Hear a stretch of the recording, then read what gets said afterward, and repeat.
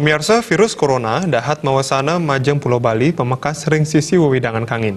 Baga perbankan kejan tenang tedun ring sejeroning pemargi kredit ngantos petang dasa persen.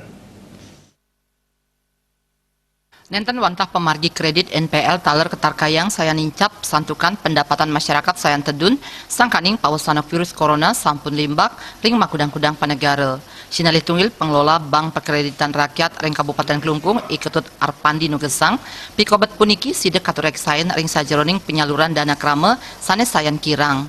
Dane taler mausang rite pengan sekali mangkin kekan tenang mewah pesan melaksanakan operasional penyaluran kredit majang UMKM.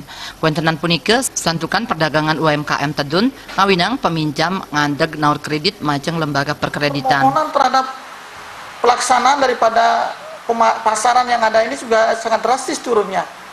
Seperti pembiayaan terkait dengan adanya seperti pembelian sepeda motor kah, pembelian anak-anak sekolah yang cukup tinggi sekarang ini, sehingga apa yang kita harapkan sudah berjalan di 3 bulan berikut ini juga masih minim, Pak, dalam artian pendapatan kita yang kita akan inginkan sesuai dengan kinerja atau target yang kita rancang di tahun 2020 ini.